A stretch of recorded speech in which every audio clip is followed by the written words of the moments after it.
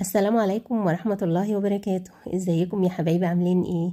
يا رب دايما تكونوا بألف خير وصحة وسعادة وهناء وراحة بال. النهاردة بمشيئة الرحمن هنعمل القمر اللي احنا شايفينه ده. لو حد يعرف ده اسمه ايه هنعمله بطريقة سهلة جدا، طعمه لذيذ وكريسبي جدا ولونه تحفة وخطير ومش مكلف خالص، وطريقته ولا اسهل من كده. اللي معايا ده اسمه مطبق الافراح اللي احنا هنعمله النهاردة، او بيسموه المقلي في اماكن تانية. طعمه لذيذ وخفيف جدا وكريسبي ومقرمش واخر لذاذة، ومكوناته بسيطة جدا موجودة في كل بيت. يعني مش هيكلفك اي حاجة، في نفس الوقت تقدري تعملي تحلية كده سريعة لولادك. يلا نسمي بالرحمن ونشوف هنعمله ازاي. اول حاجة هنعمل الشربات او السيرب اللي هنحط فيه المطبق في اخر الفيديو. هنجيب كوب ونص من السكر، ننزل عليهم بكوب ونص من المية، نفس المقدار ونفس الكوب المعياري. هنبتدي نقلبهم كده ونرفعهم على النار لمدة 5 دقايق. أول ما السكر يدوب هنديلهم عصرة ليمونة ونسيبهم يغلوا 7 دقايق، وبعد كده نطفي عليه. أنا عايزاه شربات خفيف. بعد كده بجيب نص كيلو من الدقيق، بنزل عليه معلقة صغيرة من البيكنج باودر، وبنزل بباكت من الفانيليا. وهقول لكم طبعا أنا حاطة الفانيليا ليه. هنبتدي كمان ننزل بمعلقة واحدة من السكر، ما تكونش مليانة، وكمان هننزل بمعلقة كبيرة من النشا. والنشا هنا وظيفته انه بيدي قرمشة كده للمطبق بتاعي وبيخليه تحفة جدا. هنبتدي كمان نقلب بقى المواد الجافة. النشا كمان بيخلي المطبق ما يشربش ولا نقطة زيت ويبقى مقرمش، ولو قعد يومين عندك بيفضل مقرمش جدا. هنبتدي نجيب ده روح الموز، ازازة كده بتجيبيها من عند العطار ب3-4 جنيه، مش كتير خالص. بتضيفي منها مثلا نص معلقة صغيرة، بتدي ريحة وتست عالي جدا.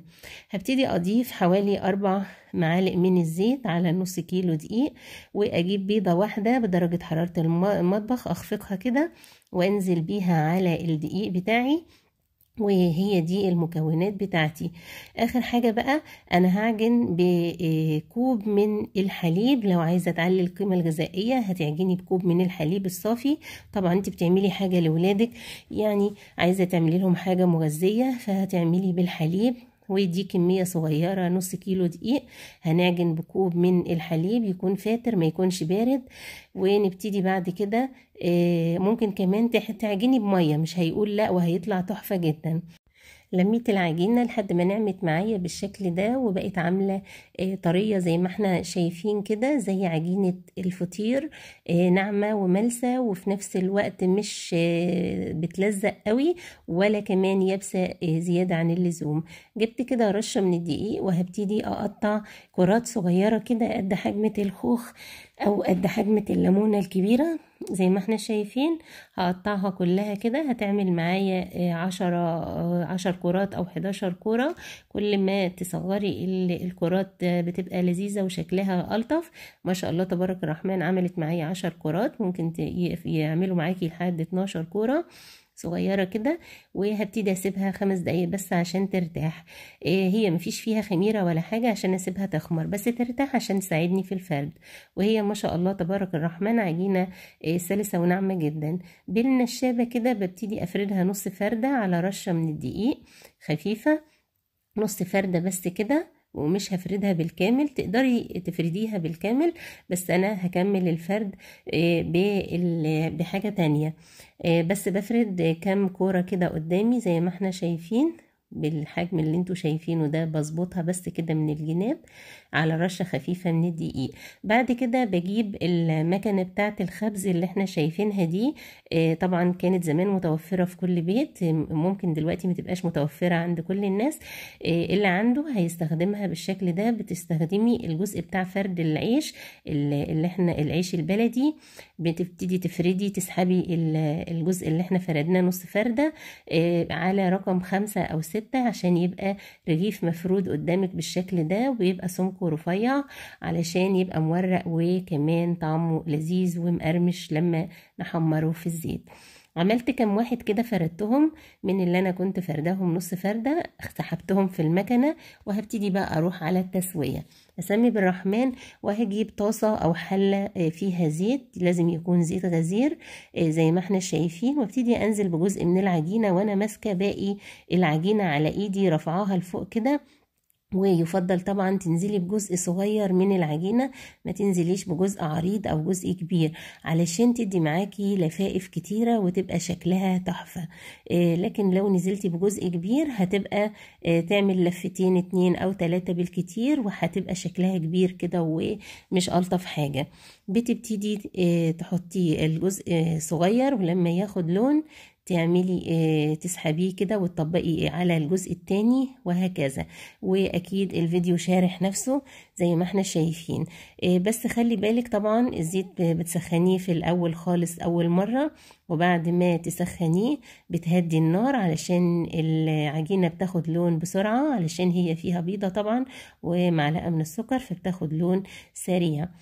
هنبتدي بنرفع عليها من الزيت كده علشان تاخد لون من كل ناحية وتستوي معانا بسرعة. هنجرب واحدة كمان كده زي ما احنا شايفين، بنزل بجزء صغير كده من العجينة، بس شايفين معايا بتطلع بابلز كده زي ما باين في الفيديو. وببتدي برضو افضل ارش عليها من الزيت كده علشان تبتدي تستوي برضو من فوق. ببتدي امسكها كده، والجزء اللي تحتها اول ما يبتدي يطلع بابلز وياخد اللون الجلد الحلو ده، ببتدي برضو اتني عليه الجزء اللي متحمر قبل كده، وهكذا امشي جزء بجزء كده. كل ما الجزء يتحمر اقلب الجزء التاني عليه وهكذا لحد ما يخلص الرغيف كله اللي في ايدي او العجينة كلها اللي انا ماسكة طرفها بايدي. شايفين اللهم بارك. ببتدي بقى يعني اقلبها كده مرة واتنين لحد ما كلها تاخد لون موحد بمنتهى السهولة، وعلى مهلك كده وانتي شغالة في الزيت، وتقني علشان ما يحصلش اي حاجة من الزيت لا سمح الله. ربنا يعافينا جميعا من النار وحرقها، ويجرنا جميعا من عذاب جهنم يا رب. شايفين تبارك الرحمن اللون خطير قوي قوي، وكمان القرمشة وهمية. شايفين كل ما تديله لون حلو كده وتوحدي اللون من تحت ومن فوق وبتاع الطبقات هيطلع معاكي خطير.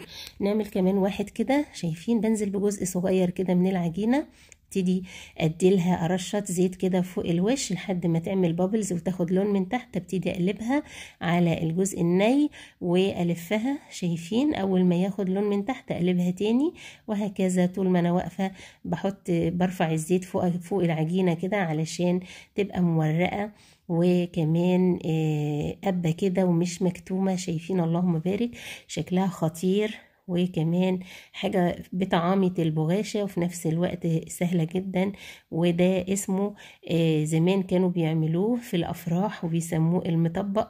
كانت بعد العروسة هحكي لكم قصته، لأن أنا يعني شفت الحاجات دي زمان.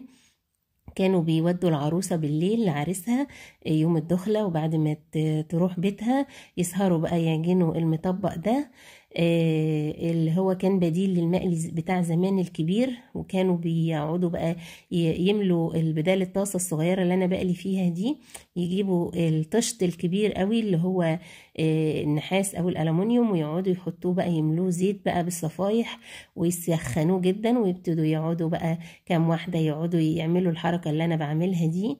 ناس تفرد لهم على مكنة الخبز، وناس تبتدي تسويه في الزيت بالشكل ده. الصبح بقى بياخدوه يودوه مع الصباحية للعروسة في صواني كده كبيرة، وبيبقى شكله حلو قوي تحفة. واهل العريس بقى او مامته بتاخد الجمال ده كله بتوزع منه مع الكحك والبسكوت والغريبة والبيتيفور والحاجات الحلوة اللي بتروح للعروسة. وكان زمان بيحصل كل ده، بس دلوقتي ما عادش بيحصل. فلما نفسنا بتروح للحاجات الحلوة دي بنعملها في بيوتنا بنظافة كده وبلذاذة، وبنفرح أولادنا. جبت بقى الشربات بتاعي بعد ما برد. كنت أنا خلصت طبعا المطبق، حطيت بس نقطتين من روح الموز وكمان رشة من الفانيليا، قلبتهم مع الشربات عشان يبقى ريحته حلوة. وابتديت اجيب المطبق بتاعي بقى، بمسك الطرف كده انزل بيه بس يعني حاجة بسيطة، والطرف التاني وهكذا، مش بغمسها كلها في الشربات او في السيرب علشان تبقى مش متحلية قوي، وتقدري تاكلي منها واحدة واتنين تبقى طعمها لذيذ. بس بغمس الطرف ده والطرف التاني. وما ننساش ان احنا واحنا بنرصه فوق بعضه كل واحدة بتنزل من السيرب اللي موجود فيها على الواحدة اللي تحتها، فبيبقى كله لذيذ كده ومسكر بس بخفة، مش بتقل عشان تقدري تاكلي وتشبعي منه.